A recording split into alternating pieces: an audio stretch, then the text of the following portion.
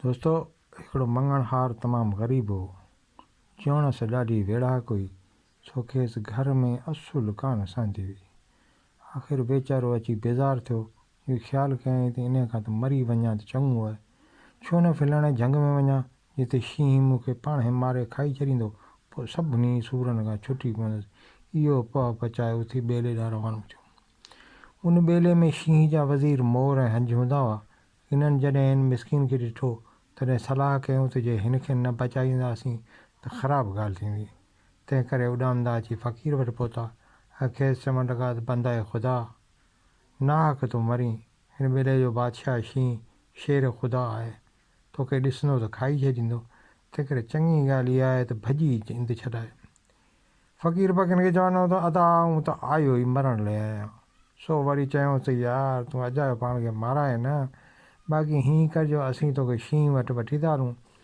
हू तोखां पुछे त चइजां, साईं मंगतो सवाली आहियां, तो बादशाह वटां ख़ैरात वठणु आयो आहियां, पोइ असीं पाण ई तोखे ख़ज़ानो वठी ॾींदासूं। फ़क़ीर इहा सलाह ॿुधी ॾाढो ख़ुशि थियो। हिन सां गॾिजी उथी हलियो। ओॾीमहिल शींहं को निंड में सुतो पियो हो, तंहिं करे वेही रहिया। ओचितो शींहं जी अखि खुली ऐं साम्हूं हिकिड़े इंसान खे वेठल ॾिठो। सो यकदमि गजगोड़ करे चंबे लाइ तयारु थियो। हिते हंज ऐं मोर यकदमि ॿाहूं ॿधी शींहं खे अर्ज़ु कयो त जींदा क़िबला, हीउ मंगतो फ़क़ीर आहे, हिन खे कंहिं बि बादशाह न मारियो आहे। हीउ अव्हां खां ख़ैरात वठणु आयो आहे। इहो ॿुधी शींहं जी कावड़ ढेरी थी ऐं मोर ऐं हंज खे हुकुम ॾिनई तिन खे वञी ख़ज़ानो ॾेखारियो, जेकी वणे सो खणी वञे। फ़क़ीर शींहंनि जे हुकुम मूजिबि हिन खे वञी ख़ज़ानो ॾेखारियो ऐं मंगते हुन मां सोन ऐं चांदी जी भरी ॿधी खईं ऐं ख़ुशि थी घर मोटी आयो। संदसि ज़ाल जॾहिं हेतिरो ख़ज़ानो ॾिठो, तॾहिं वात थी फाटी पियसि। मुड़ुस जी ख़ुशामद करणु लॻी। पोइ त ॿई ज़ाल मुड़ुस ॾाढे प्यार सां रहणु लॻा। चवनि था खाधे खूब खुटियो वञनि। सो 7-8 सालनि खां पोइ फ़क़ीर जो ख़ज़ानो खुटी वियो ऐं जोणसि वरी बि छिती थी विढ़ण ऐं हिन सां जुठो साॻी करणु लॻी। वीचारो फ़क़ीर ॾाढो ककि थियो। नेठि ख़्यालु कयईं त अॻियां वांगुरु शींहं वटि वञा, मन कुझु ख़ैरात मिली वञे। सो वरी हिन साॻिए ॿेले ॾांहुं वियो। पर जॾहिं हू ॿेले में पहुतो त छा ॾिसे त शींहं जा ॿई वज़ीर मोर ऐं हंज त आहिनि ई कोन। संदुनि जाइ ते गिदड़ ऐं कांग पखी वेठा आहिनि। इन्हनि जो फ़क़ीर खे ॾिठोसीं ॾाढा ख़ुशि थिया। हिक ॿिए खे चवणु लॻा त अॼु वाह जो शिकार हथु लॻो आहे। छो न शींहं खे ॿुधायूं त अॼु को सणभो लुकमो खाए। पर शींहं खां उथारण खां अॻु में इन्हनि पाण में इहो फ़ैसिलो कयो त अखियुनि जा तारा कांग खाईंदो, आंडा ऐं उजड़ियूं गिदड़ खे मिली। आख़िर वञी शींहं खे उथारियऊं ऐं चयऊंसि त बादशाह सलामत, ख़ुदा घर वेठे सणभो शिकार मोकिले ॾिनो आहे।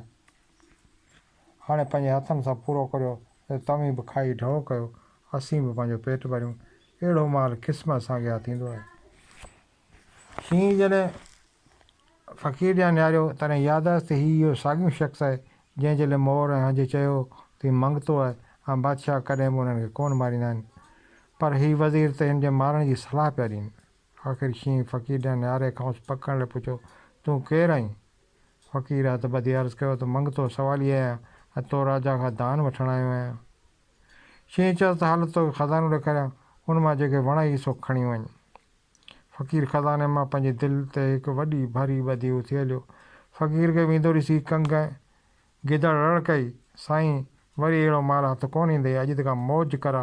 पर शींहं संदनि ॻाल्हि कान ॿुधी फ़क़ीर सां गॾिजी उथी हलियो। जॾहिं ॿई ॿेले खां ॿाहिरि आया, तॾहिं फ़क़ीर चयईं, यार वरी हिते न अचां, छो त अॻे मुंहिंजा वज़ीर हुआ मोर ऐं हंज, हाणे आहिनि कांग ऐं गिदड़, तंहिं करे तूं वरी न अचिजांइ। फ़क़ीर इहो ॿुधी माठड़ी करे पंहिंजी राह वरिती ऐं वरी कॾहिं ॿेले तरफ़ वापसि कोन आयो।